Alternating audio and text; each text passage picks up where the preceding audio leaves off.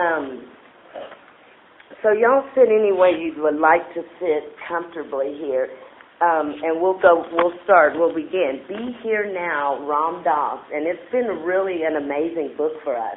We've been reading from the back of the book in the cookbook section of the book, and that section, the cookbook, has recipes and things like that for us to do. We've been practicing those things. Our most recent thing under Karma Yoga is practicing using the witness. So using the witness, we found out that we have many different selves, many different yous, that you may feel one way or say one thing or make one agreement or arrangement in the morning, and in the evening have no idea why you would do such a thing. Just like, why would I do that? I don't know. And that's because you were a different you. There's an angry you, a happy you, sad you, lustful you, an anxious you. So there are many yous, and so using this witness role kind of helps to pull us back to the true self and the truth about who we are and what we are. I know that sounds weird. I think, Liz, you said one time it sounds strange to ask what we are. But what are we? You can ask yourself. We know we're human, but are we just that? That is? Okay, so let's see. I'm not going to go back over everything. We're at the very end of this chapter, Karma Yoga. Again, Be Here Now, Ram Dass, in the back. We're on page 69. It says, you will also note that as you break identification with more and more of your roles and begin to live more calmly in the witness, that you begin to be aware of much more. You begin to see how the laws of the universe are manifesting in all aspects of nature. Outstandingly, those which you have so recently been involved with, such as your own body and personality. Now you are beginning to live on the causal plane. This experience of seeing how it is a very heady feeling. It must be witnessed to. Or else you will get caught in a new ego game of playing the I of God while still being you. This is a sticky point for many people. This is a sticky point for many intellectuals. They enjoy intellectual power so much that they cannot forego it by witnessing it. In order to go, the final step in which they give up their separateness as an individual knower to dissolve in the sea of knowledge. So you have to give up the separateness as an individual knower. And that's where it comes to this all-knowing and one and truth. To dissolve into the sea of knowledge, you have to give up the separateness, the oneness, the individualness, the separateness. Number 4, the witness is always in the here and now. It lives in each instant of living. It is well to keep in mind that whatever device you choose as a third focal point, remember, that's what we're called, that's what he's using, saying the witness is a third focal point. Not just you and the situation, but now you, the situation, the witness.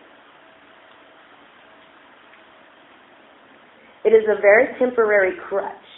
It is dualistic in nature. Once you have successfully broken identification with the doer and are solely the witness or a servant of Krishna or whatever, then you may go the final step in which servant and master witness and that which is witnessed become one. The goal is non-dualistic. It's just one. The means is dualistic. Such a means is a sturdy vessel to get you across the ocean of samsara. Samsara in Sanskrit is illusion. Once you reach the far shore, you leave the boat behind. Remember the vessel? What the human body is the vessel, yes? So they say the mind is tools. Those things are eventually left behind. So these are some poet quotes, and I just want to read a couple of poet quotes because they're so nice and peaceful and beautiful. Whatever you do, or eat, or give, or offer in adoration, let it be an offering to me. And whatever you suffer, suffer it for me. Thus you shall be free from bonds of karma, which yield fruits that are evil and good. And with your soul one in renunciation, you shall be free and come to me. That's the Bhagavad Gita. In regard to every action, one must know the result that is expected to follow. In regard to every action, one must know the result that is expected to follow, the means thereto, and the capacity for it. He who, being thus equipped, is without desire for the result, and is yet wholly engrossed in the due fulfillment of the task before him, is said to have renounced the fruits of his action. That's Gandhi. He who sees the inaction that is in action, so inaction, I-N-A-C-T-I-O-N.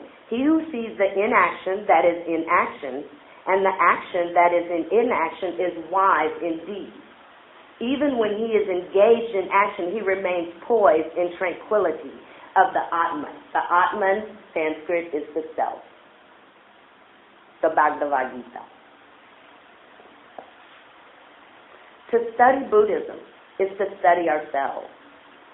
To study ourselves is to go beyond ourselves. To go beyond ourselves is to be enlightened by all things. To be enlightened by all things is to free our body and mind, and to free the bodies and minds of others. No trace of enlightenment remains, and this no trace continues endlessly. Dogen Zenji.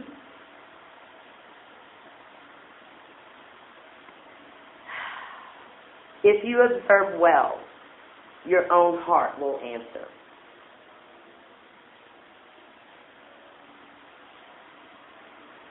An art of living which will enable one to utilize each activity of body, speech, and mind as an aid on the path is indispensable. Tibetan Yoga and the Secret Doctrine. So yoga is much more than coming to class, rolling a mat, and doing some exercise. There's 8 limbs to yoga that we practice. And one of them is this moving within and studying ourselves, sadhana. Sadhana. S-A-H-A-D-A.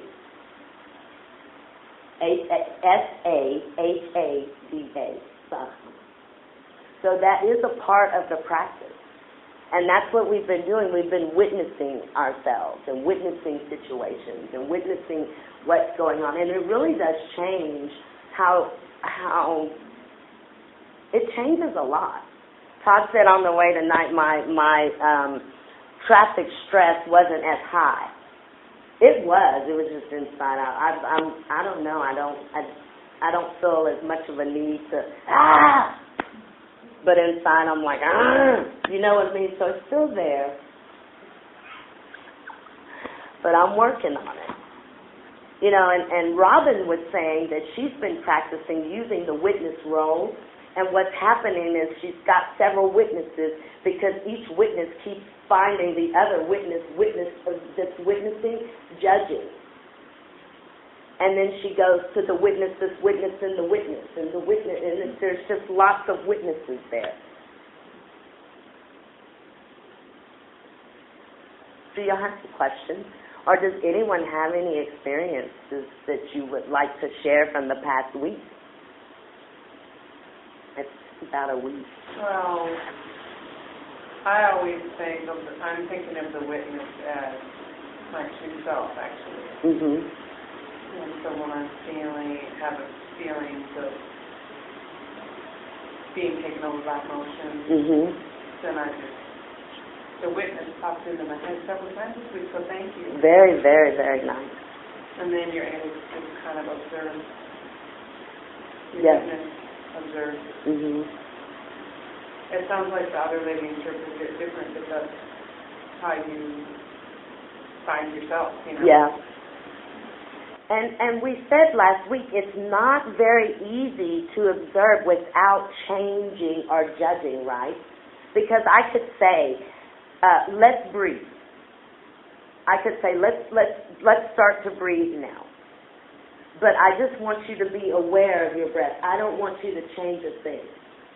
And we could all, that is very, very difficult. You can try to witness without judging. It's difficult. Because even, well, why are you doing that? Oh, but that behavior is bad. Or it's still judging. You see, it's not strictly witnessing. When you start getting into that's good or that's bad or that's anything, it's still judging, which makes this whole witness thing super difficult. But very worthwhile. You fill a space. I believe that's what you're probably feeling. You feel a little space there that's not in the situation or in the emotion. Exactly.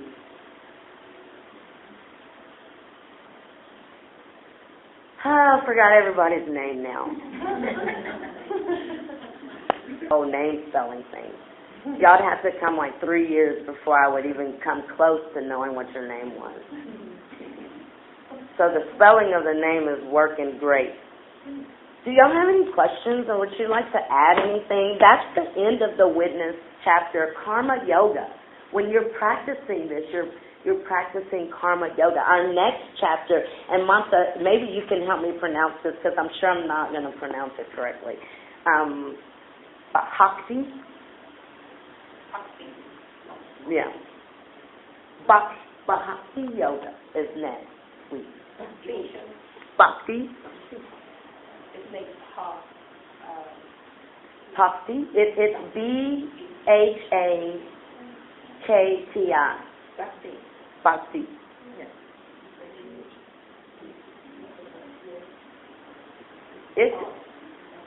It's interesting.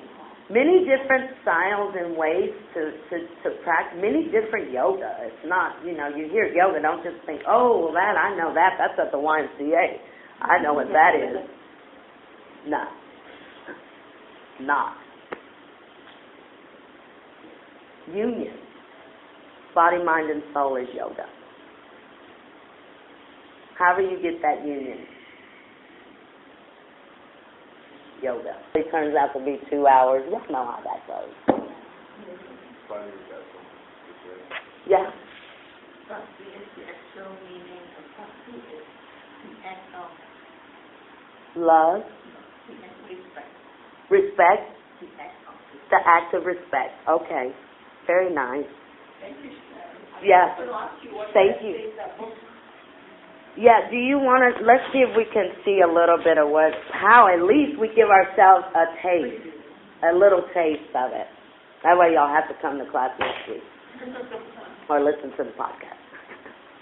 So the yoga which is most available to all people at all time in all situations is Bhakti Yoga, the yoga of love and devotion.